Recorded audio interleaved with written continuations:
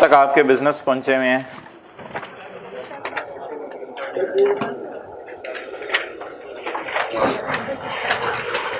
Page 130 FR2 वाले आ गए, हाथ खड़ा कर दें। पेज 131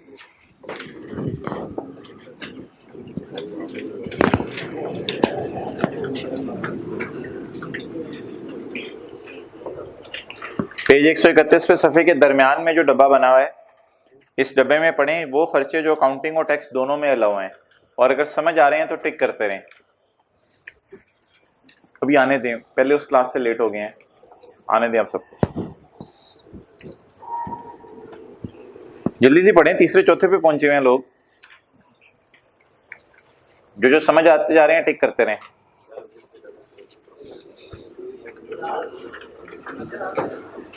आ जाएगा बिलाल, आप आओ।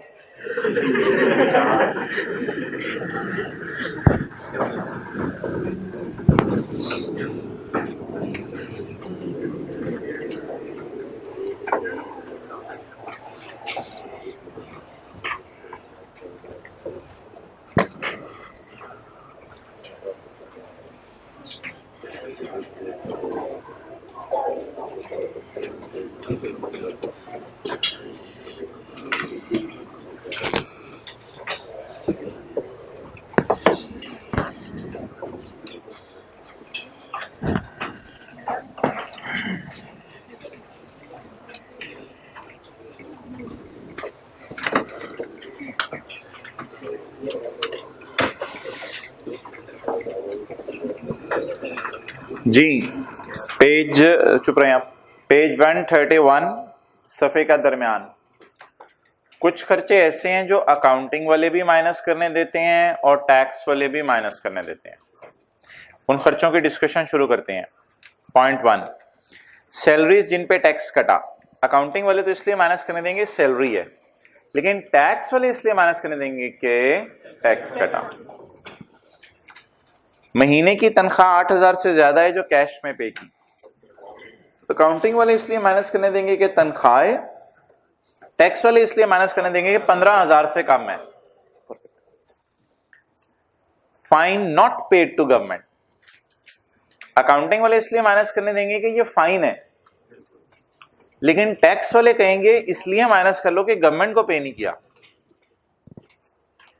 Contribution to recognize provident fund, accounting वाले इसलिए माइनस करने देंगे कि प्रोविडेंट फंड में पैसे डाले हैं, खर्चा है आप। टैक्स वाले कहेंगे रिकॉग्नाइज्ड है इसलिए माइनस कर लो। प्रॉपर्टी टैक्स, अकाउंटिंग वाले इसलिए माइनस करने देंगे कि टैक्स है, टैक्स वाले इसलिए माइनस करने देंगे कि इनकम टैक्स नहीं है, प्रॉपर्टी टैक्स है। अकाउंटिंग वाले इसलिए माइनस करने देंगे बिजली का बिल है, टैक्स वाले कहेंगे खैर है कैश में भी पे किया तो। अकाउंटिंग वाले इसलिए माइनस करने देंगे कि खर्चा है, टैक्स वाले कहेंगे 50,000 से ऊपर के खर्चे क्रॉस चेक में पे किया, हम आपको माइनस करने देंगे। अच्छा, इन खर्चों को ना सवाल में इग्नोर करना होता है, ये जरा देख लें नीचे, टैक्स ट्रीटमेंट इग्नोर। न्यूमेरिकल में इग्नोर क्यों करना होता है मेरे भाई? इग्नोर इसलिए करना होता है, अकाउंटिंग वालों ने सैलरीज माइनस कर दी, टैक्स वाले कहते हैं हाँ बहुत अच्छा किया आपने माइनस की, अब हम क्या करें, बनवाएं जगह। Okay next. अच्छा, कुछ ऐसे भी खर्चे हैं जो अकाउंटिंग की क्लास में तो सर ने माइनस करा दिए थे, टैक्स में माइनस नहीं हो सकते। जैसे सैलरीज हैं, इन पे टैक्स नहीं कटा। जैसे सैलरी 15,000 से ऊपर की कैश में पे होगी। जैसे गवर्नमेंट को फाइन है। ये कौन सा सेक्शन चलने लग गया है? Section 21। Contribution to unrecognized provident fund है, इनकम टैक्स है। अकाउंटिंग वालों की डेप्रिसिएशन टैक्स वाले आपको पता है माइनस नहीं करने देते। अकाउंटिंग वालों की अमोर्टाइजेशन नहीं माइनस करने देते टैक्स वाले। अकाउंटिंग वालों का लॉस नहीं माइनस करने देते टैक्स वाले। प्रोविजन फॉर बैड डेट नहीं माइनस करने देते टैक्स वाले। अच्छा, इन खर्चों को न्यूमेरिकल में ऐड क्यों करते हैं? क्योंकि वो लेस हो चुके होते हैं। अच्छा, कुछ खर्चे ऐसे हैं जो सिर्फ टैक्स की क्लास में आपने पढ़े, पहले कभी ना जिंदगी में पढ़े हो। जी बिल्कुल, इनिशियल अलाउंस। कुछ खर्चे ऐसे हैं जो सिर्फ टैक्स वाले माइनस करने देते हैं, अकाउंटिंग वालों को पता ही नहीं उस खर्चे का। टैक्स डिप्रिसिएशन, टैक्स वालों की अमोर्टाइजेशन। अकाउंटिंग में कोई ऐसा रूल नहीं है कि इंटेंजिबल की लाइफ पता ना हो तो 25 साल एज्यूम कर लो, अकाउंटिंग में कोई ऐसा रूल नहीं है। इसलिए टैक्स वालों की अमोर्टाइजेशन के अपने ही रूल है, टैक्स वालों के डिडक्शन के भी अपने ही रूल है, इनिशियल अलाउंस के भी अपने ही रूल है, tax loss on fixed asset के भी अपने ही रूल है। इन सबको न्यूमेरिकल में क्या करते हैं, बोले लेस क्यों करते हैं, क्योंकि अकाउंटिंग वालों ने लेस नहीं किया होता, तो टैक्स वाले कहते हैं आप इनको लेस कर लो। अच्छा, इस डब्बे के ऊपर ना, ये जो डब्बे में ऊपर वाला डब्बा है, इसमें देखें हाउ टू डील विद, नहीं सफे के टॉप वाला नहीं, यही वाला, how to deal with different expenses if we start numerical from. अगर प्रॉफिट से स्टार्ट करें ऐसे करना है। अच्छा, न्यूमेरिकल करने का एक और तरीका भी है, वो आपको कभी बताया जाएगा, वो सफे के एंड पे है, वो ज्यादा आसान तरीका है। How to deal with different expenses if we start numerical from sale. अगर सेल से न्यूमेरिकल स्टार्ट करें तो कैसे सॉल्व करें, वो छोड़ दें, वो भी एक तरीका है, वो जरा आसान तरीका है ज्यादा। ओके, चलिए जी वापस आ जाए, स्पेकुलेशन बिजनेस हम पढ़े थे, आज हमने एक ये डिस्कशन की, तो स्पेकुलेशन बिजनेस की तरफ मूव करेंगे।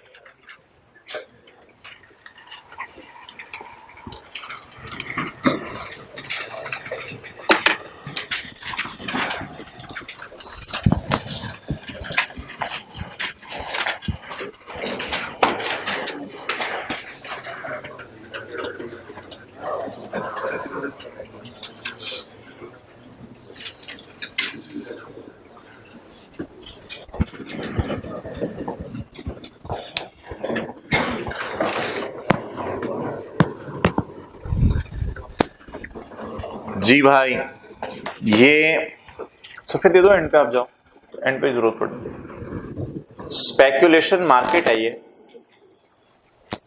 स्पेकुलेशन मार्केट है, यहां मुख्तलिफ लोगों की दुकानें हैं, मुख्तलिफ लोग बैठते हैं बल्कि आके कुर्सियों पे।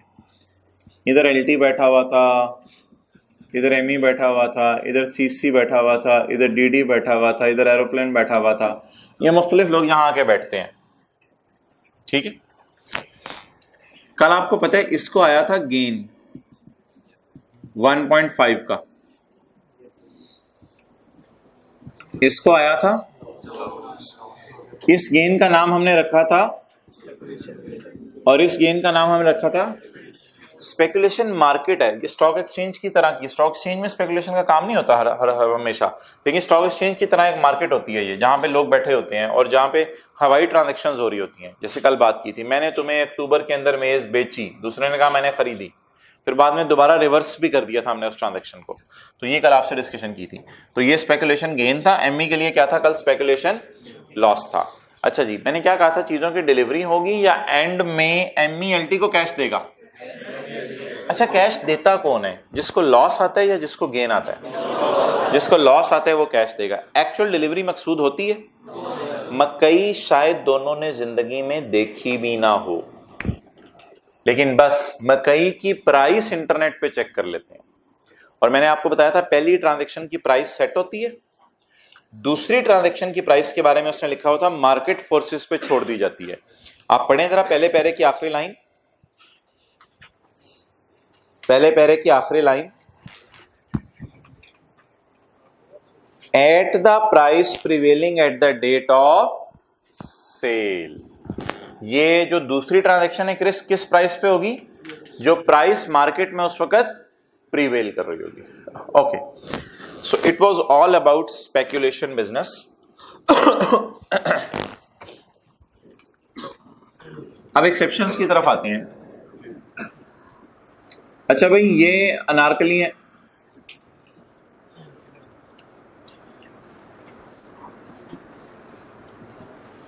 यहां पे एलटी की एक दुकान है,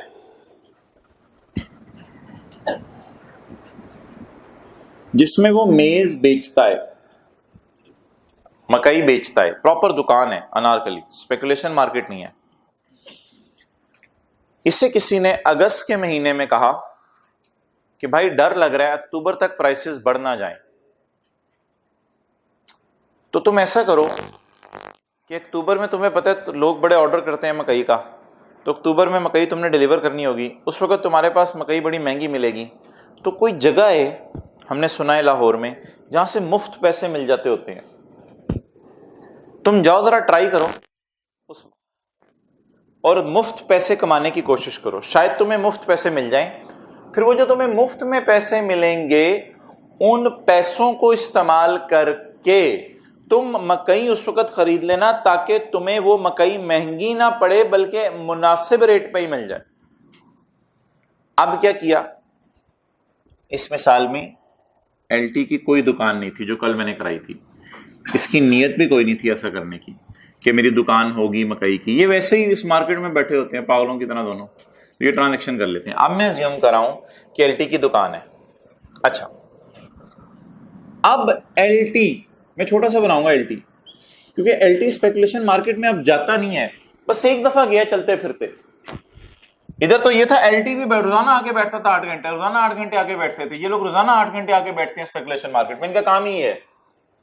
अब एलटी चलते फिरते ऐसे थोड़ी देर के लिए गली में से इधर से होके जरा ऐसे, यार जरा मैं भी चक्कर ला के आऊंगा स्पेकुलेशन मार्केट में। उधर मिल गया एमी और एलटी, कैसे आना हुआ? आप भी हमारे पास आ गए, कैसे आना हुआ? आपकी तो अपनी मकई की दुकान है। कहते हैं बस वो मैं आया हूं, तो हम स्पेकुलेशन की एक ट्रांजैक्शन कर लेते हैं। वैसे ही कोई एक ट्रांजैक्शन स्पेकुलेशन की कर लेते हैं आपके साथ मिलके। वही सारा अरेंजमेंट हुआ, वही सारी इंग्लिश लिखी हुई थी जैसे कल सारी लिखी हुई थी। क्या हुआ, सारी सारी बातें यही हुई, तो कर लेना जी। इन अगस्त 15 में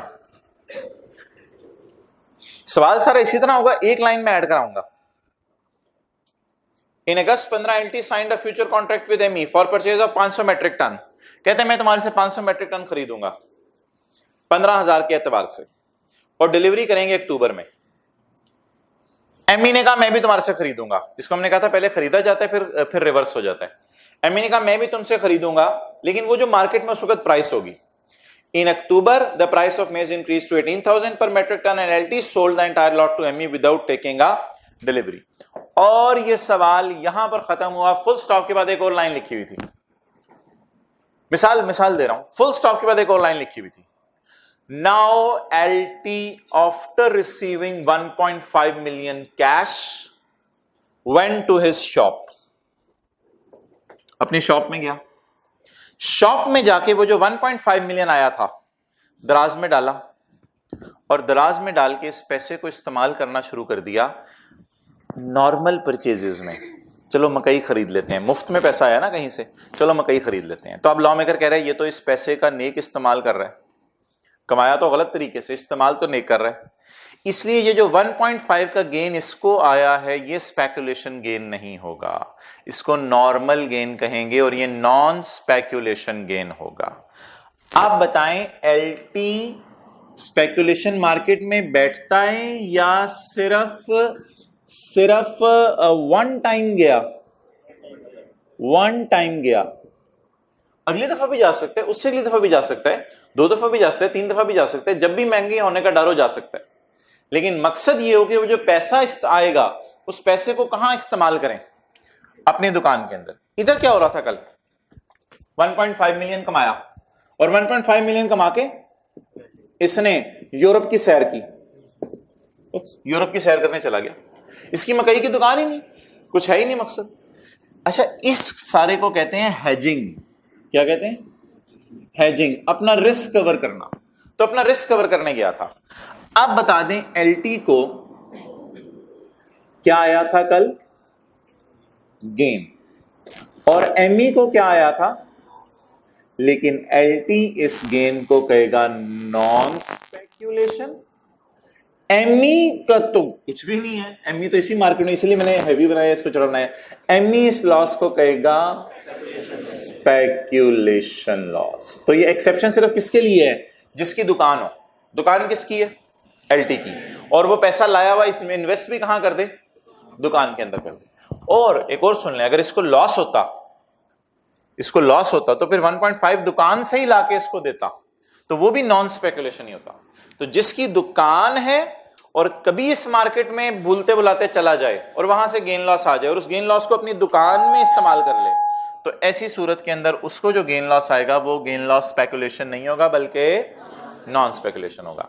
अब आप ऐसा करें, इस एग्जांपल के साथ लिखें एग्जांपल 1 जो कल की थी, -1 डाल दें आगे सफे के टॉप पे। देखें एग्जांपल कहीं लिखा हुआ है ना, एग्जांपल के साथ लिखें एग्जांपल 1, लिखा हुआ example 1।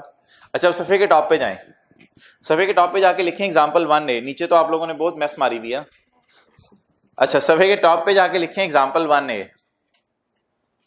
Assume all data is same, सारा डेटा सेम है, लेकिन एक लाइन में बोर्ड डलवाऊंगा, एंड पे कोई डिलीवरी नहीं हुई, एंड पे कोई डिलीवरी नहीं हुई, इसने पैसे इसको दे दिए, लेकिन आप फुल स्टॉप के बाद लिखें now LT used this 1.5 million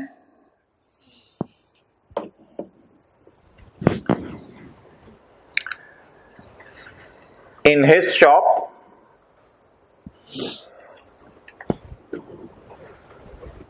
for fulfilling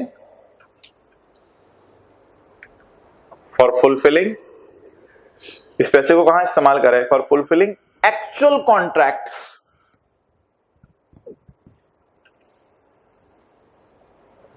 actual contracts for sale of maize, actual contracts for sale of maize to his own customers, अपने customers को।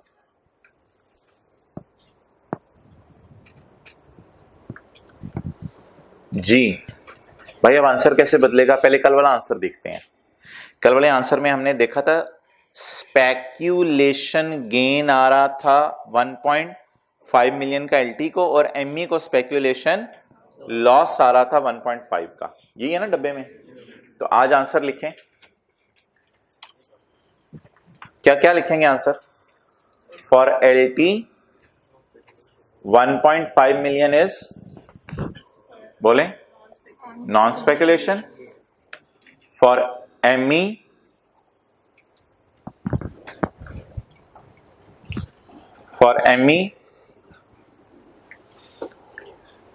इट इज स्टिल स्पेक्यूलेशन, क्योंकि उसका तो कोई दुकान नहीं है ना।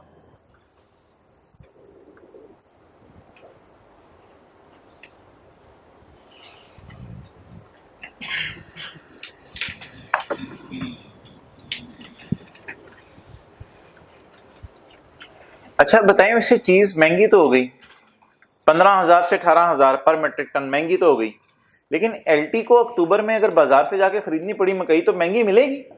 महंगी मिलेगी नहीं, मिलेगी तो 18,000 की, लेकिन कुछ पैसे उधर से भी तो लाया हुआ है, वो पैसे डाल लेगा तो ओवरऑल, जिस तरह फिक्स्ड एसेट में बात की थी, खरीदा, कहीं से ग्रांट मिल गई तो सस्ता पड़ा। आप बताएं मकई इसको नॉर्मल प्राइस पे मिलेगी या प्राइस फ्लक्चुएशन इस पे इफेक्ट करेगी या नहीं करेगी? नहीं करेगी प्राइस फ्लक्चुएशन इफेक्ट। इसकी किस्मत जा गई है, ये बाजार में जाके नॉर्मल प्राइस पे खरीदना चाहेगा, बाजार वाले नहीं देंगे, ये वो 1.5 मिलियन जेब में डाल के कहेगा अब मुझे दे दो, और खुशी खुशी कहेगा 1.5 कहीं और से मिले थे, बाकी पैसे अपनी जेब से डाले, और प्राइस फ्लक्चुएशन को मैंने अवॉइड कर दिया। सस्ती क्यों पड़ी? कुछ पैसे खुद डाले, कुछ तोहफे के अंदर मिल गए। पढ़े, however following will not be considered as speculative business. A contract for stock is made by LT, example 1A करा रहा हूं ना आपको, पॉइंट ए के लेफ्ट पे आपने लिख ली है example 1A। A contract, point A के लेफ्ट पे, ABC के साथ नहीं, अ contract for stock is made bye LT during mercantile business. Mercantile buying selling का बिजनेस होता है ना, मर्चेंट जिसे कहते थे आप 7th 8th में, मर्चेंट लफ्ज पढ़ा था अपनी किताब में। अ contract for stock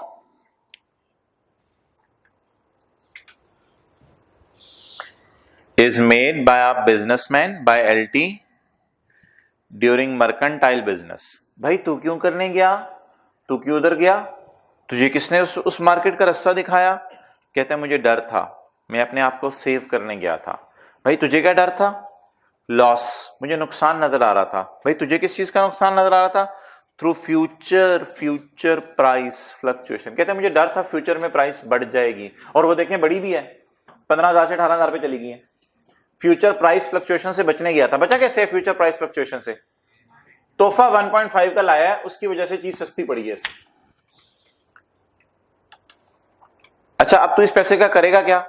for fulfilling the LT's other contracts. कहते हैं मैं अपने अदर कॉन्ट्रैक्ट्स पूरे करूंगा।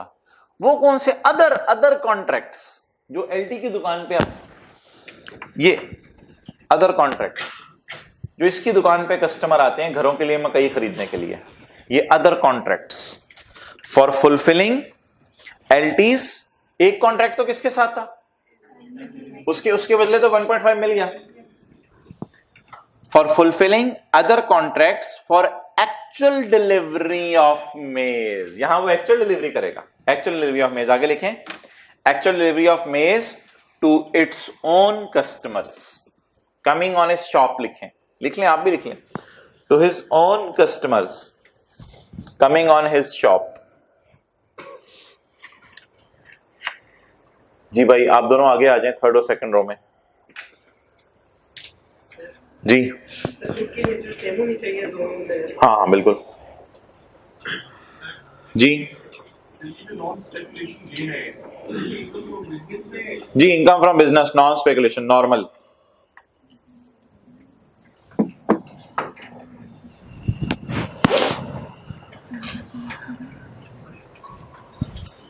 ओके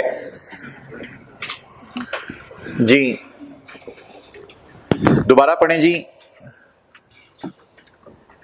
पहले पास्ट पेपर कर लें। पास्ट पेपर क्वेश्चन 39, क्वेश्चन 40 का 2,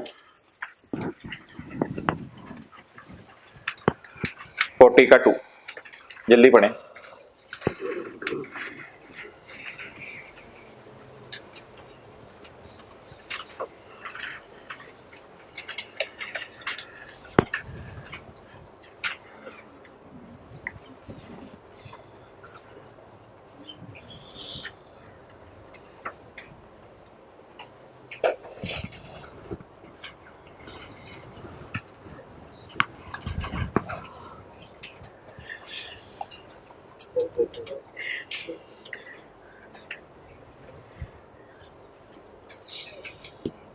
जी भाई, गेन है लॉस है?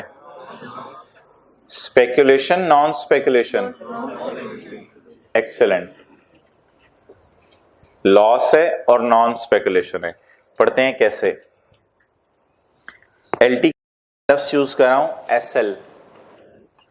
ऑन यकम January SL entered into a forward contract. Forward contract कल था ना, अगस्त में चीजें का कॉन्ट्रैक्ट हुआ था, अक्टूबर में डिलीवर होनी थी। entered into a forward contract for purchase of raw material to be used in business. raw material to be used in business, उसका raw material है, उसका business है, raw material business में use होता है। तो भाई इसकी तो नॉर्मल दुकान भी है, फिर यहां से पता चला इसकी नॉर्मल दुकान भी है। raw material to be used in business, लेकिन जो raw material है ना उसके बारे में किसी ने बताया वो महंगा हो रहा है।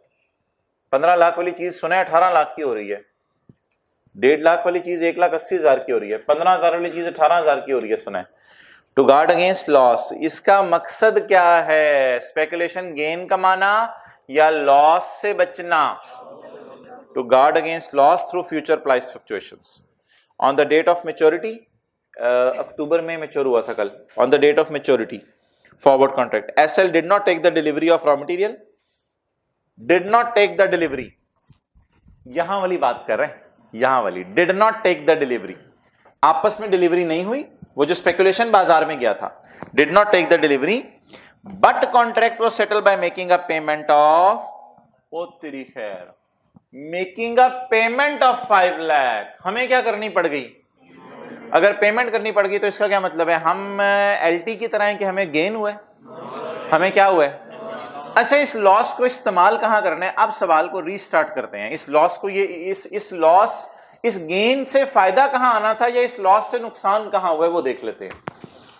ऑन यकम January SL entered into a contract for purchase of raw material to be used in business. इसने इस पैसे को कहां इस्तेमाल करना है? अपने नॉर्मल बिजनेस में। To be used in raw material, to be used in business. यहां से पता चला इसकी नॉर्मल दुकान भी है। अब कैसे जवाब देंगे? आए जरा, एक्सप्लेन टैक्सेबिलिटी, इस पे टैक्स कैसे लगेगा? आए पेज 149 पे हम पहले पॉइंट 2 लिखेंगे कि द जनरल रूल जहां डिलीवरी ना हो वो स्पेकुलेशन है। हाउएवर अगर नियत फ्यूचर लॉस अवॉइड करना हो अपनी दुकान का, फिजिकली दुकान हो और नियत फ्यूचर लॉस अवॉइड करना हो, तो ऐसी सूरत के अंदर ये स्पेकुलेशन नहीं है बल्कि so in this case, end पे कंक्लूजन देंगे, so in this case loss of ₹5 lakh incurred by non-speculation, incurred by SL will be a non-speculation loss because the intention is to guard against loss in price fluctuation. दुकान वाले को वैसे डर होते हैं prices fluctuate होने का चीजों की, वो तो हर दुकानदार को डर होता है। ये कैसे पता चला इसकी दुकान है? Raw material to be used in, अगर ऐसी कोई लाइन ना लिखी होती तो फिर ये स्पेक्यूलेशन लॉस होता। ओके, पॉइंट 2 में आ जाए वापस। एग्जाम्पल मैं दोबारा पढ़ रहा हूं। Example,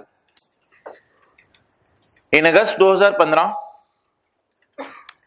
LT signed a future contract with ME for the purchase of 500 shares of PTCL at ₹150 per share। आ सकते ना ऐसा सवाल, क्योंकि कल आपको पता है ये मैंने ब्रैकेट में ऊपर क्या लिखा हुआ था पॉइंट 2 में, स्टॉक्स के लिए भी है, ये शेयर्स के लिए भी है। तो जहां मकई की प्राइसेस गूगल पे अवेलेबल हैं, वहां पीटीसीएल के शेयर्स की प्राइसेस भी गूगल पे अवेलेबल हैं। The delivery of shares was expected in October. ME agreed to purchase the entire shares at a price prevailing on date of sale. In October, price of share increased to 180 and LT sold the entire shares to ME without taking the। अगर exact इस line के साथ सवाल आया paper में तो फिर आप 1.5 एक की किताबों में स्पेकुलेशन गेन रिकॉर्ड कर दीजिएगा, दूसरी किताबों में स्पेकुलेशन लॉस। लेकिन अगर LT के पास शेयर पड़े हैं, ये तो हवाई ट्रांजैक्शन कराई है ना, अभी तक मैंने आपको हवाई ट्रांजैक्शन कराई है, ये जो मैंने ऊपर वाला पैरा पढ़ा। लेकिन अगर इसी एग्जांपल में आगे लिखा हो, ये सारा लिखने के बाद आगे एक और लाइन लिखी हो, LT has done this because he was holding the shares, उसके पास फिजिकली घर में शेयर पड़े हुए और डर रहे कि मार्केट में पता नहीं क्या बने उन शेयर्स का, और फिर ये स्पेकुलेशन मार्केट में चलता चलता जाए। ये LT का घर है, LT के घर में क्या पड़े हैं और मौजूद हैं, और फिर मार्केट से जाके 1.5 लेके आ रहा है, फिर ये गेन स्पेकुलेशन गेन होगा या non speculation? Non speculation gain. पढ़ें, a contract for shares is made by a dealer और investor to guard against loss. ये लाइन असल होती है, टू गार्ड अगेंस्ट लॉस। ये जो हवाई ट्रांजैक्शन कर रहे होते हैं ना, इनको कोई लॉस गार्ड नहीं करना होता, ये तो हवाई बातें कर रहे थे, इसने तो लॉस से बचना है। भाई तूने क्यों लॉस से बचना है? तुझे किस चीज का लॉस है? आगे बता रहे वो, इन पर्संस होल्डिंग ऑफ शेयर्स। यहां से पता चलेगा पेपर में कि उसके पास फिजिकली शेयर पड़े हैं, शेयर जिस मर्जी को बेचे, शेयर अपने किसी और बंदे को बेचेगा, लेकिन वहां से जाके जो पैसे लेके आएगा वो नॉन स्पेकुलेशन होंगे। क्यों? क्योंकि फिजिकली इसके पास शेयर पड़े हैं, और अगर ना पड़े होते तो स्पेकुलेशन। होल्डिंग ऑफ शेयर्स की होल्डिंग में क्या डर होता है? प्राइस फ्लक्चुएशन, प्राइस फ्लक्चुएट हो सकती है। Next point C, a contract is made.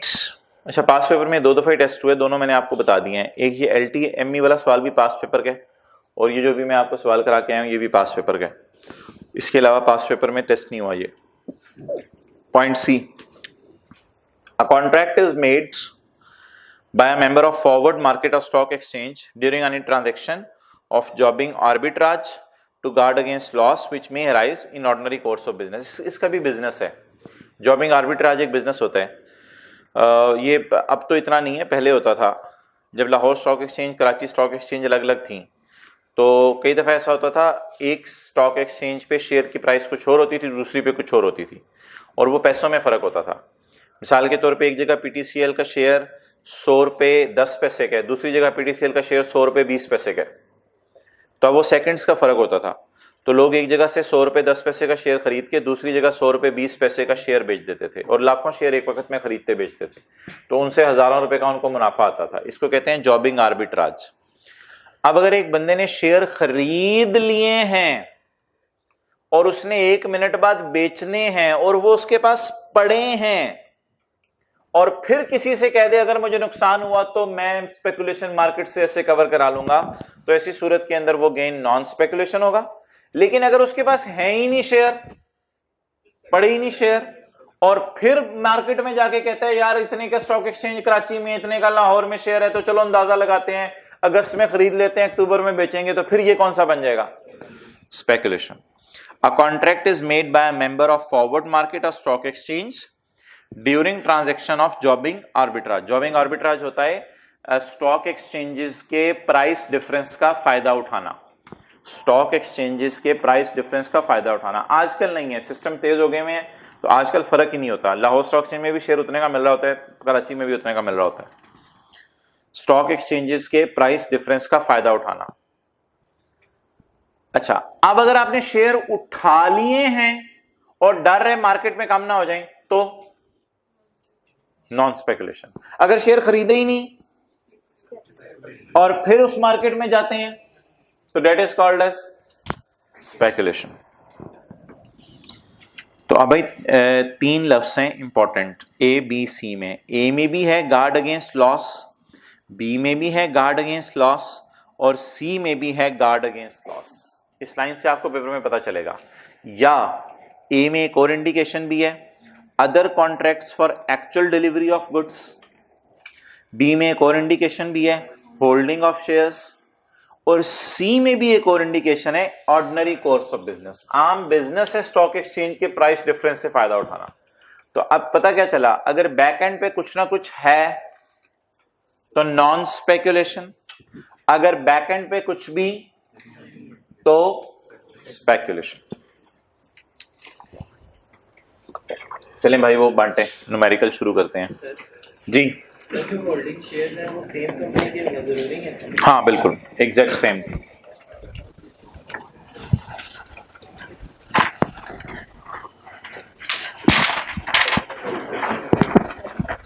ये क्लास में भी अपलोड करना है। आज की क्लास का नंबर नोट कर लेना, क्या है 50? हाँ ठीक है, उधर ले जाओ देख लो।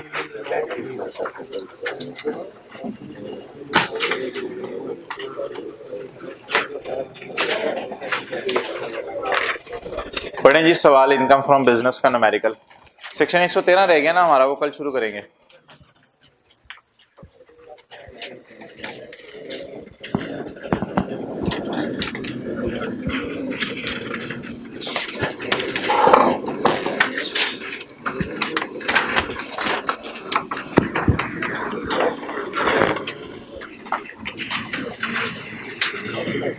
दाएं बाएं से शेयर कर लें, सवाल नहीं मिला तो आ जाते भी। कितने लोगों को नहीं मिला, हाथ खड़ा करें।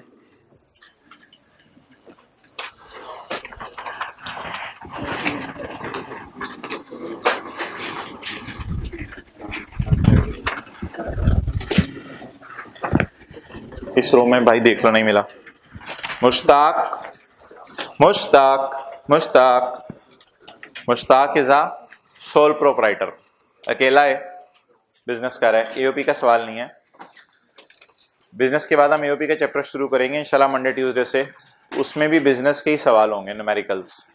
ये हम दूसरा न्यूमेरिकल कर रहे हैं क्लास में, बल्कि तीसरा न्यूमेरिकल करें। एक छोटा सा न्यूमेरिकल भी दिया था, हैंड रिटन पेजेस दिए थे, उसके पीछे 2 न्यूमेरिकल और थे, वो कितने लोगों ने कर लिए हुए हैं, वो कभी कर लीजिएगा, बड़े अच्छे न्यूमेरिकल थे। उनमें होते 1-2 एडजस्टमेंट आपको समझना है, लेकिन परेशान ना हो, दाएं बाएं वाले से पूछ लें, मेरे से पूछ लें। लेकिन वो 2 न्यूमेरिकल हैंड रिटन नोट्स में दिए थे, वो भी कर लीजिएगा किसी दिन। उसके बैक पे दिए हुए थे, जहाँ पेज 1 दिया था, पेज 2। अच्छा जी, Mushtaq is a sole proprietor of Mushtaq enterprise, engage in the business of manufacturing of different products. भाई ये मिटा दो, वाइट बोर्ड। उसका profit and loss shows profit before tax of 1.8 million. भाई 1.8 मिलियन का मतलब होता है 1800 अगर रुपीज इन 1000 है, और अगर रुपीज इन मिलियन है तो इसका मतलब है 1800,000,000। तो पहले ऊपर सफे के टॉप पे जाके लिखें 1800,000,000, और अब कॉमास लगाएं 3-3 का सेट छोड़ के 1800,000,000 कॉमास लगा के। अब देखें, अब आपको कॉमास लगाने के बाद फील हो रहा है कि 2 कॉमास लगे हैं, 2 कॉमास लगे हैं तो 1.8 मिलियन इसको पढ़ेंगे। अच्छा,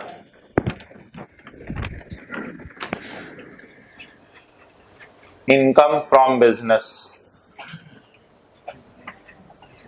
बाकी वो आप फॉर्मेलिटीज खुद ही पूरी कर लीजिएगा। जी भाई, टैक्स देने से पहले कितना प्रॉफिट है? अच्छा वैसे ही बता दें, वैसे ही कि प्रॉफिट तक पहुंचते हुए accounting depreciation, accounting loss, salaries क्या हो चुके होंगे, और accounting gain on fixed asset, discount receipt, bad debt recovery, sale वगैरह ऐड हो चुके होंगे। चलें जी, पहला point, ME employees 5 sales man. ME के पास 5 सेल्स मैन हैं। 22,000 per month were paid to each salesman in cash. 22,000 रुपया हर सेल्समैन को कैश में दे रहे हैं, which include 6,000 per month incurred on entertainment of customers at business premises. मुझे तो लग रहा है इसकी तनख्वाह 22,000 है ही नहीं, मुझे तो लग रहा है इसकी तनख्वाह ही नहीं 22,000। जी, आप सिक्योरिटी गार्ड को मिले, सिक्योरिटी गार्ड से आपने पूछा भाई तेरी तनख्वाह, कहते 22,000 मिलते हैं मुझे। भाई बड़ी अच्छी बात है यार, साथ वाले कॉलेज में तो सिक्योरिटी गार्ड को 22,000 नहीं मिलते, तुम्हें 22,000 मिलते हैं। कहते हैं नहीं, पूरी बात सुन लो मेरी, ये अपनी तरफ से कर रहा हूं बात, इसको आपने रियल नहीं समझना। अच्छा, तो मुझे 6,000 मिलता है ना, वो प्रिंसिपल साहब ने इसलिए दिया हुआ है, कई दफा बच्चे आते हैं जल्दी जल्दी में, घर पैसे भूल आते हैं, तो रिक्शे वाला कहता है पैसे दो। अब बच्चे की उधर क्लास शुरू हो रही होती है, इधर रिक्शे वाला उसे कह रहा होता है पैसे दो, तो फिर प्रिंसिपल साहब ने कहा यार 6,000 इस मद में रख लो कि वो जो रिक्शे वालों को पैसे दे दिया करो कॉलेज की तरफ से। तो वो कभी बच्चे की क्लास लेट हो रही हो तो रिक्शे वाला को कुछ कहे तो वो रिक्शे वाले को ना पैसे हमारी तरफ से दे दिया करो। तो अब 6,000 इस मद में उसको दिया जाता है। अब क्या वो कह सकते कि मेरी तनख्वाह 22 है? उसकी तनख्वाह 22 नहीं है, 22 तनख्वाह नहीं है। 22 में से 6 तो दफ्तर के काम में लग जाता है उसका, ठीक है, बाकी बचता कितना है उसके पास? 16 बचता है। अच्छा, सेल्समैन का काम क्या होता है? अब ये सुन लें, सेल्समैन का काम होता है सेल्स करना चीजें। कई दफा बिजनेस के प्रेमिसेस में बैठ के सेल करते हैं, कई दफा आपको पता है बाहर जाके एडवर्टाइज करके चीजें सेल करते हैं। अब सेल्समैन को इजाजत है कि तुम बाहर जाके चीजें एडवर्टाइज करके बेच रहे हो, तो 22,000 तुम्हारी तनख्वाह है। 6,000 जिन कस्टमर्स को चीजें बेच रहे हैं उनको इकट्ठा करने के लिए बोतल शोतल पिला दिया करो कि 10-15 बोतलें खरीद के रख ली और उनको इधर बुला लिया, इधर आओ भाई बोतल पियो। बोतल पीने के बाद अपनी जेब से प्रोडक्ट निकाली, हाँ हम ये घड़ियां बेच रहे हैं, अपनी जो है गाड़ी से इस्त्री निकाल, भाई हम ये इस्त्रियां बेच रहे हैं, तो उनको इकट्ठा करने के लिए आपको हम कुछ पैसे दे रहे हैं। अब बताइए जो 6,000 होगा, क्या वो उसको अपनी तनख्वाह कहेगा या वो उसको अपनी तनख्वाह नहीं कहेगा? तो भाई अच्छा, दूसरी बात बता दें, क्या ये 6,000 बिजनेसमैन को अलाउड है खर्चा या नहीं अलाउड? अलाउड है, क्योंकि नॉर्मल एंटरटेनमेंट है ना। कस्टमर एंटरटेनमेंट कहीं लिखा हुआ लिमिट्स क्रॉस कर रही है, लिखा हुआ है एट बिजनेस प्रेमिसेस। तो अब बता दें 22,000 का खर्चा है, इसके मैं हिस्से करूंगा 2, 16,000 और 6,000। जी, 16,000 के बारे में कमेंट करें। अच्छा एक बात सुन लें, 22,000 सैलरी है जो ऊपर तक पहुंचते हुए माइनस हो चुकी है, ये बात तो पता है ना। प्रॉफिट तक पहुंचते हुए तनख्वाहें माइनस हो चुकी हैं, पूरा 22,000 माइनस हो चुका है। अब आपने बताना है इसमें से अलाउड कौन से है, नॉट अलाउड कौन सा है। 6,000 अलाउड है क्योंकि हमने पढ़ा था कस्टमर्स को बिजनेस प्रेमिसेस में एंटरटेन किया जा सकता है। ये क्या है, ब्लैक मार्कर ला दो भैया, ठहरो में चेक करने दो। और ये नॉट अलाउड। वजह क्या है? ये एंटरटेनमेंट विद इन लिमिट्स है, ये एंटरटेनमेंट विद इन लिमिट्स है। और इसकी वजह क्या है? 15,000 से ऊपर की तनख्वाह किस में दी जा रही है? कैश में दी जा रही है। तो ये वायलेशन है। आप बता दें, प्रॉफिट तक पहुंचते हुए एंटरटेनमेंट माइनस हो चुकी है, क्या करूं? ऐड। प्रॉफिट तक पहुंचते हुए एंटरटेनमेंट माइनस हो चुकी है, टैक्स वाले कह रहे हैं इसलिए माइनस कर लो कि बिजनेस प्रेमिसेस में खिला पिला रहे हो, अकाउंटिंग वाले कहते हैं इसलिए माइनस करो कि एंटरटेनमेंट है। अभी बताया था मैंने, वो टेबल सा बनवाया अभी। तो दोनों माइनस करने की इजाजत दे रहे हैं, तो अकाउंटिंग वालों ने तो माइनस कर लिया हुआ है, तो फिर आप इग्नोर कर दें, इसको कुछ नहीं करना। हाँ, नॉट अलाउड को क्या करते हैं न्यूमेरिकल में? ये जुर्म है, 15,000 से ऊपर की तनख्वाह कैश में देना। जुर्म की सजा क्या होगी? ऐड हो, add salary paid in cash.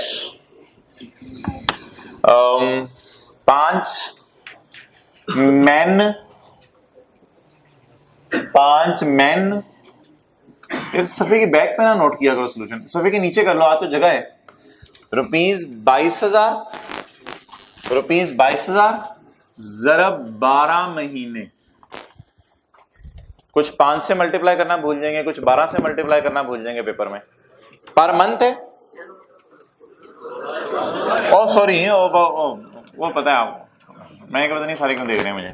अच्छा, 5 बंदे ज़रब 16,000 ज़रब 12 महीने जी, 9, ये नॉट अलाउड।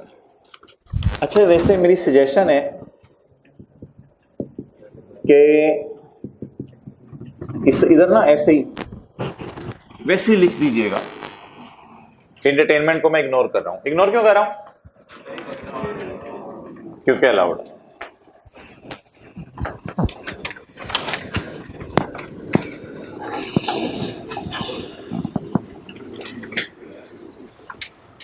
मजा आ रहा है? आप सवाल एंजॉय करें।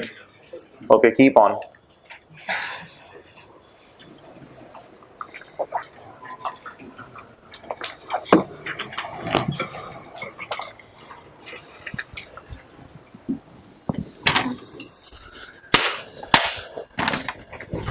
लग रहा है किताब के अंदर से ही बन रहा है, लग रहा है सेक्शन 21 में से ही बन रहा है न्यूमेरिकल। अच्छा, admin expenses include 15,000 paid to research institute in China. जी जाएं, खोलें रिसर्च वाला खर्चा खोलें। रिसर्च सेक्शन 21 नहीं है, ये सेक्शन 21 नहीं है, पेज नंबर 141, सेक्शन नंबर 26 में अंडरलाइन करें, रिसर्च पाकिस्तान में करें तो अलाउड है। ये रिसर्च कहां की है? चाइना में की है, ये नॉट अलाउड। अच्छा, प्रॉफिट तक पहुंचते हुए रिसर्च एक्सपेंस क्या हो चुका होगा? माइनस। इसे सही करने के लिए ऐड।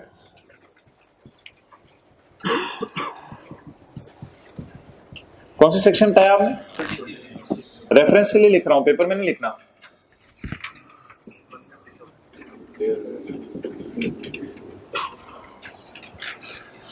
कौन तड़प रहा है?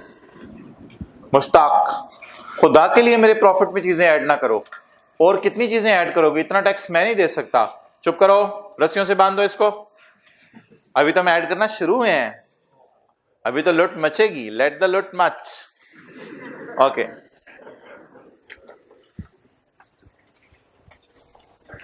पॉइंट नंबर 3 पढ़ लें, आसान सा है।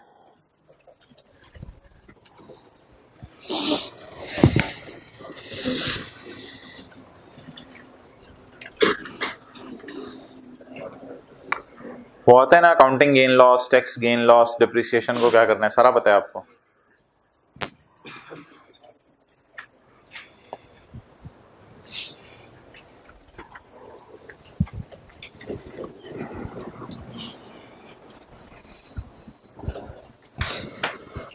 रिसर्च माइनस हो चुकी होगी एक्सपेंस के तौर पे, हमने उसे ऐड कर दिया। अच्छा,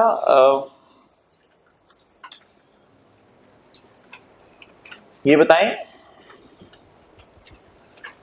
बेचने के साल में अकाउंटिंग वाले अमोर्टाइज करते हैं एसेट को? हाँ, अकाउंटिंग में। अच्छा, बेचने के साल में टैक्स वाले अमोर्टाइज करते हैं एसेट को? अच्छा, बेचने के साल में अकाउंटिंग वाले गेन लॉस निकालते होंगे? अच्छा, बेचने के साल में टैक्स वाले गेन लॉस निकालते होंगे? टैक्स वाले गेन लॉस निकालते होंगे? साल कौन से रिक्वायरमेंट में? 2007। और टैक्स वाले गेन लॉस का फॉर्मूला भी मैं लिख लेना बाद में, पता नहीं टाइम मिले ना मिले। जी, जून 2000। Good good good, 6। बेचने के साल में डेप्रिशिएट नहीं होगा। अब आप एडजस्टमेंट पढ़ें, ये चारों फिगर्स इंशाल्लाह आपको मिलेंगी। कोई ना मिली तो सोच लीजिएगा क्यों नहीं मिल रही।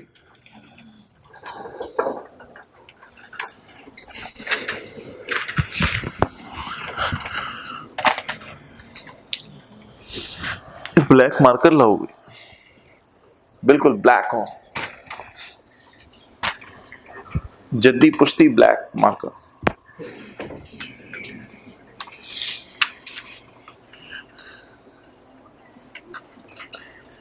पढ़े जी, पॉइंट 3।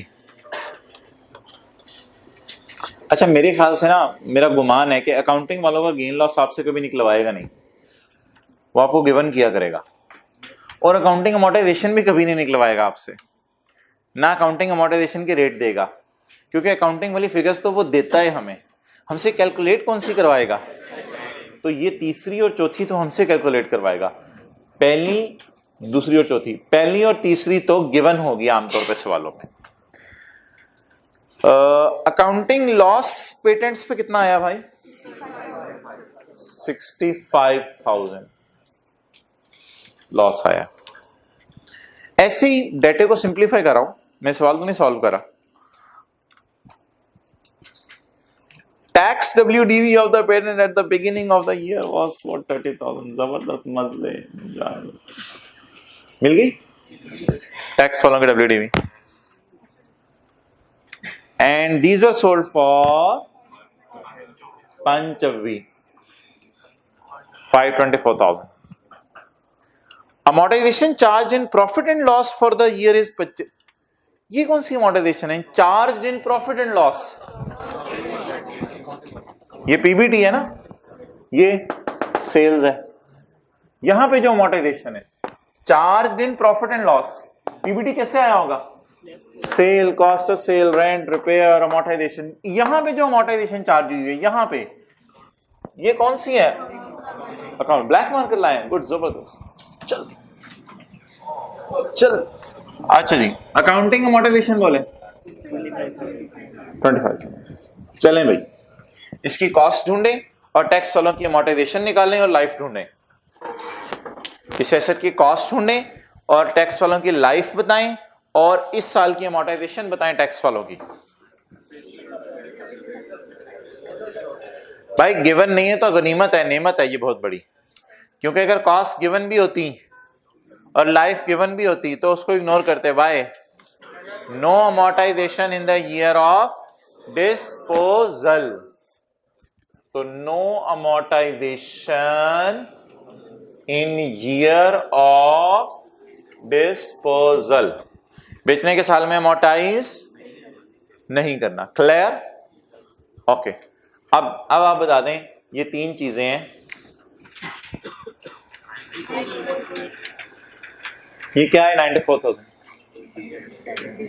ये तीन चीजें हैं, इनको बता दें एडलेस करना है, क्या करना है। अकाउंटिंग वालों का एक्सपेंस क्या हो गया होगा? लेस हो गया होगा। इसे क्या करें? ये मैंने कहा था, एक दिन फॉर्मेट बनवाया था मैंने जुमे वाले दिन, कहा था अच्छी तरह रिवाइज करें फॉर्मेट जाके। अकाउंटिंग अमोर्टाइजेशन ऐड कर दें, कितनी? तरतीब से चलते हैं। ये क्या है अकाउंटिंग वालों का? अकाउंटिंग वालों का लॉस क्या हुआ होगा? अकाउंटिंग वालों की चीजें रिवर्स करनी होती हैं। लॉस माइनस हो चुका होगा, इसे कैसे रिवर्स करें? ऐड करके। Accounting loss on intangible 65। अच्छा, टैक्स वालों का गेन रिवर्स करना होता है रिकॉर्ड, क्योंकि अकाउंटिंग वालों ने तो नहीं किया होता ना। टैक्स वालों का गेन, अच्छा गेन्स रिकॉर्ड किस साइन के साथ होते हैं? ये हार्ट अटैक होने लगा मुश्ताक को, लेस अभी तक हमने नहीं डाला कुछ। टैक्स गेन जी 94,000, he is about to die. खुदा के लिए बस कर दो, मैंने तो 18 लाख कमाया था। चुप, हमने कहा था कैश में तनख्वाहें दे, हमने कहा था चाइना में रिसर्च कर, डंके की चोट पे जवाब देने आपने उसे।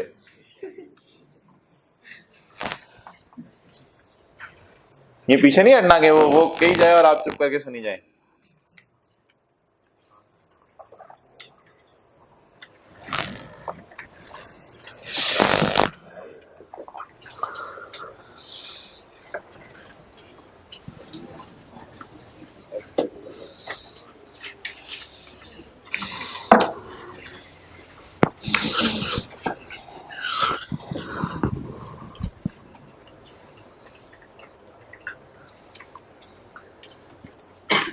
ओके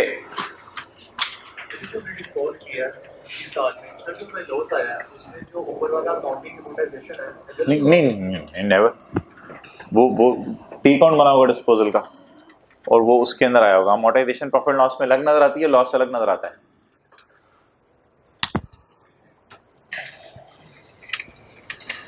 चलें जी, 0.4 कर दें। ये तो समझ आ गया ना एडलेस कैसे हो रही हैं चीजें। मेरा तो फॉर्मेट बना हुआ है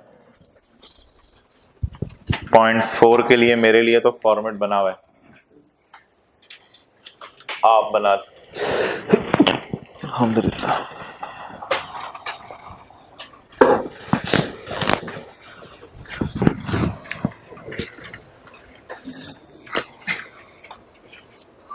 पॉइंट 4 के लिए देख लें इधर।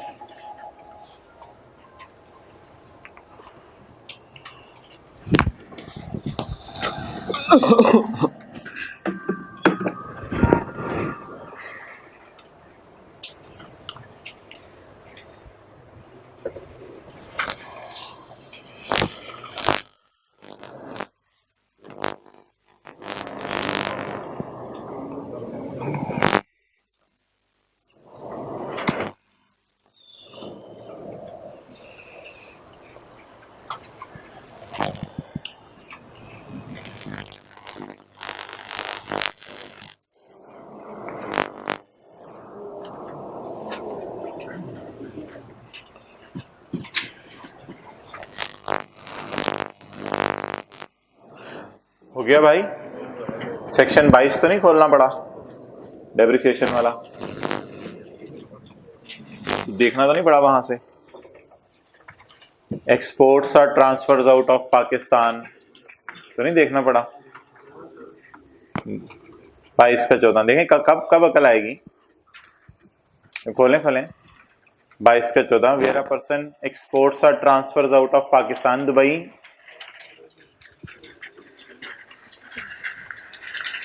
कितनों के जहन में आ गया था ये? 1 2 3 3.5। आज से सही तरह पढ़ना शुरू कर दें। एक्सपोर्ट्स और ट्रांसफर्स, अब करें दोबारा सॉल्व। चलें, पेपर में सर होंगे बताएंगे।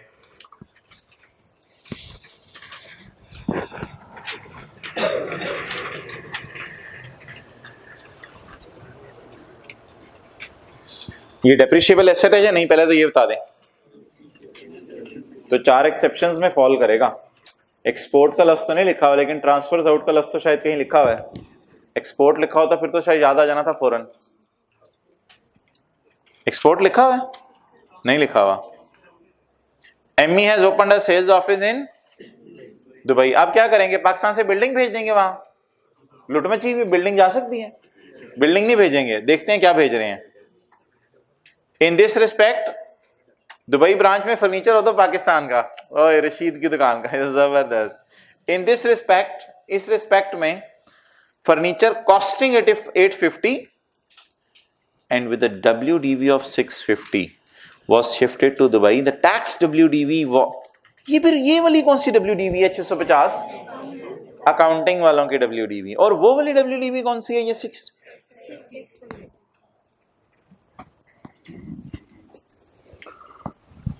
ओके, ये तो मैंने कहा था अकाउंटिंग गेन लॉस निकलवाता नहीं, वो सवाल में अकाउंटिंग गेन लॉस भी निकलवाना चाह रहे हैं।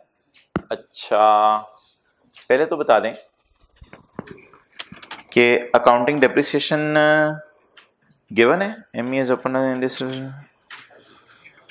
अकाउंटिंग डेप्रिसिएशन गिवन है, WDV गिवन है, तो रेट तो नहीं गिवन ना, तो डेप्रिसिएशन निकल भी नहीं सकती ना। ठीक है, तो अकाउंटिंग नॉट गिवन, ठीक है। इस साल अकाउंटिंग वालों ने डेप्रिशिएट तो किया होगा, चलो नॉट गिवन। अच्छा, tax depreciation, no depreciation in the, no depreciation in year of disposal, बेचने के साल में डेप्रिशिएट नहीं करना। अच्छा जी, accounting gain loss consideration minus किसकी WDV? अकाउंटिंग वालों की WDV।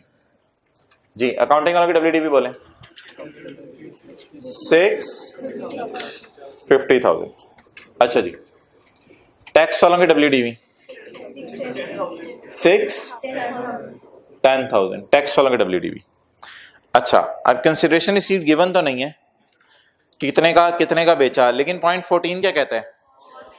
जहां एक डेप्रिशिएबल एसेट एक्सपोर्ट करें या पाकिस्तान से बाहर भेजें, it will be assumed that it is disposed of at cost कितनी है?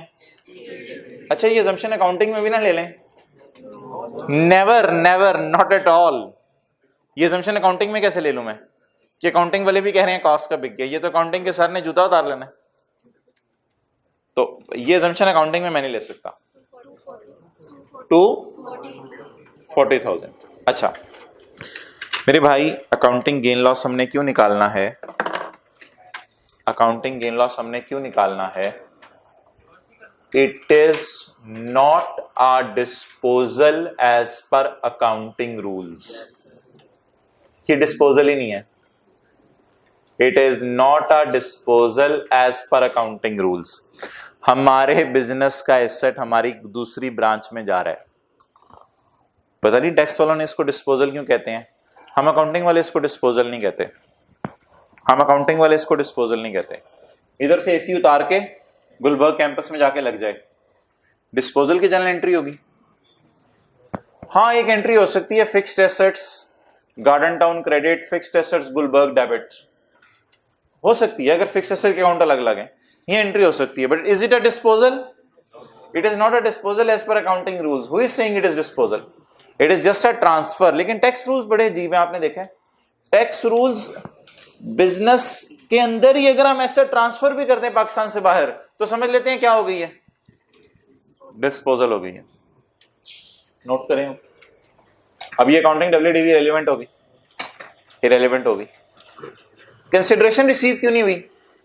बिक के पैसे क्यों नहीं आए? क्योंकि बेचा ही नहीं, अपने ही दुबई ऑफिस में भेज दिया। अच्छा, फिर टैक्स वालों की कंसिडरेशन कहां से आ गई जब बेचा ही नहीं? उन्होंने एक एजम्पशन ली हुई है, फिर उन्होंने एक एजम्पशन ली हुई है जिसकी वजह से उनका काम चल गया। उन्होंने कहा कितने का बिका है अज्यूम करो, हालांकि बिका ही नहीं, लेकिन टैक्स वालों की नजर में बिक गया।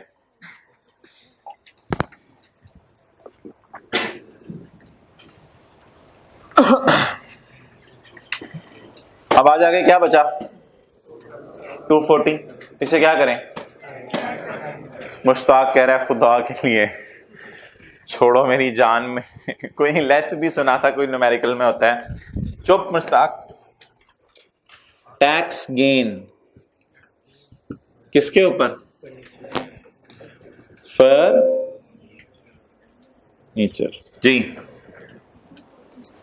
240,000। अच्छा पढ़ी नहीं है सारी चीजें, ये लग रहा है, ये तो लग रहा है ना, बस ये फिलहाल ये लगना चाहिए। ऐसा ऐसा इंशाल्लाह पेपर देने तक बेहतरी आ जाएगी। और पेपर के दिन अगर आप ये न्यूमेरिकल आधा कर दें तो आई कैप विल सल्यूट यू और मैसेज भेजेगा आप पास है। यही एक्सपेक्ट करते हैं ना, ये कैप हर सवाल आधा हो जाए सही, इससे ज्यादा तो एक्सपेक्ट नहीं करता ना। रेजिडेंट की डेफिनेशन है 2 पॉइंट है, उसमें 1 पॉइंट लिखा हिएगा तो पास। इंडस्ट्रियल टेकिंग डेफिनेशन है 4 पॉइंट है, 2 पॉइंट लिखा हिएगा, इस तरह मतलब पास हो जाते हैं। बैठे पता नहीं इतना आसान है पास होना, आप सोच नहीं सकते। आगे बढ़े, पता नहीं क्यों सीखे को हवा बनाया हुआ है। नहीं सीरियसली मजाक नहीं कर रहा। Point 5 accounting, you are feeling comfortable now. Accounting depreciation for the year is, पता नहीं टैक्स में लोग कॉन्फिडेंस क्यों लूज करते हैं। मैं न्यूमेरिकल करता हूं 10 में से 3 एडजस्टमेंट्स हमेशा नहीं होती। मैं तो उस बंदे को गले मिलता हूं, यार खीर है तू बंदा, 10 में से 7 कर रहा है, आई के तेरे से 5 एक्सपेक्ट कर रहा है, मैं उसे सलूट करता हूं। वो परेशान हो रहा होता है, रोजाना अपना कॉन्फिडेंस लूज कर रहा होता है। Accounting depreciation is 580 for 50 but the tax depreciation is, जी इसका क्या करें मेरे भाई, ये पेटेंट्स और वो जो दुबई वाला ऑफिस है उसके अलावा वाला शायद कोई डाटा है। बिजनेस में तो आपको पता है लाखों एसेट्स होते हैं, तो ये बाकी सारे एसेट्स की डिटेल है। अकाउंटिंग डिप्रिसिएशन को क्या कर दें, ऐड, एक चीज लेस कर दें यार, एक नहीं है टैक्स डिप्रिसिएशन। अकाउंटिंग डिप्रिसिएशन जी, डिस्पोजल का तो जो कुछ तो हमने कर लिया ना।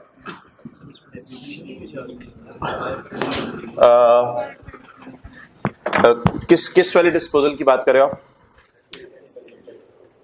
अब बेचने के साल में टैक्स वाले मोटाइज नहीं करते।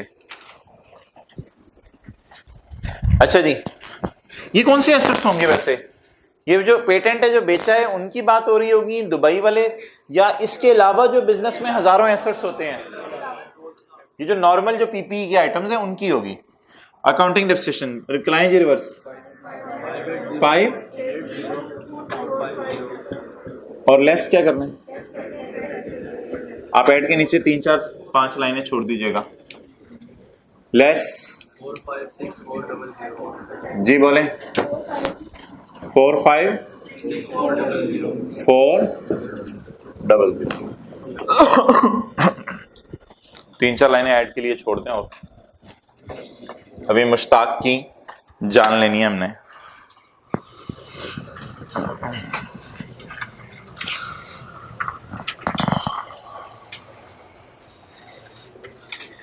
जी आई होप अब आप टर्म टेस्ट में बिजनेस का न्यूमेरिकल कर लेंगे। 6 पॉइंट, सेलिंग एक्सपेंसेस में ये क्या गलती हुई है? सेलिंग एक्सपेंसेस में 7 लाख रुपया पड़ा हुआ है कंप्यूटर सॉफ्टवेयर की कॉस्ट। क्या ये क्या चक्कर, गलती क्या हुई है ये बता दें। एक्सपेंसेस में पूरा एसेट ही डाल दिया। आप बता दें क्या करें, क्या रिवर्स करें और क्या रिकॉर्ड करें। अकाउंटिंग डेप्रिसिएशन रिवर्स करें या अकाउंटिंग कॉस्ट रिवर्स करें? बेचारे ने गलती से कैपिटल एक्सपेंडिचर को रेवेन्यू एक्सपेंडिचर समझ लिया और पूरे सॉफ्टवेयर को उठा के कहां डाल दिया? सेलिंग एक्सपेंसेस में। ये पॉइंट हमने कहां पढ़ा था? सेक्शन 21 खोले।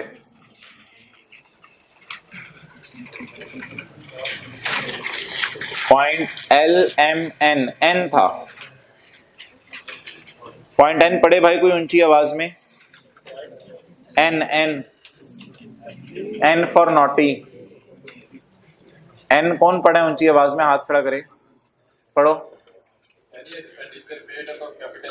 Any expenditure of capital nature is not a deduction. Full stop. However, depreciation or amortization deduction will be allowed. लेकिन डेप्रिसिएशन और अमोर्टाइजेशन अलाउ होगी। आप बता दें पूरा एसेट एक्सपेंस में जाता है या उसकी डेप्रिसिएशन अमोर्टाइजेशन? इससे गलती क्या हुई है? पढ़े कैसे पता चला? Selling expense include 7 lakh for purchase of computer software. और आगे पढ़ें दोबारा, selling expense include cost of dinghy होगी, गाड़ी कहां से होनी है ये, dinghy amounting to ₹50,000। Selling expenses में 50,000 वाली कोई एफएक्स खरीदी है 1980 की, तो वो भी पड़ी हुई है जी। तो 2 गलतियां बता दें इससे क्या हुई। गाड़ी और सॉफ्टवेयर कैपिटल एक्सपेंडिचर है, इसने उसे क्या समझ लिया है? Revenue expenditure. ठीक है जी, 6 और 7 पॉइंट आप कल करके आइएगा, तो मैं इसको फिर कल व्हाइट बोर्ड पे सॉल्व कर दूंगा। हर बंदे ने मुश्ताक का टैक्स निकाल के आना है, लेकिन अपना अपना टैक्स नहीं, साथ वाले से कंपेयर कर लीजिएगा जी। अच्छा, चैप्टर 19 में से अगर आप सवाल अब करना चाहते हैं कोई टेस्ट की तैयारी के लिए,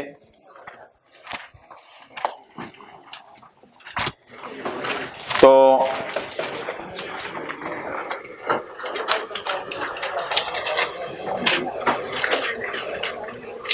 आप कर सकते हैं। क्वेश्चन 14,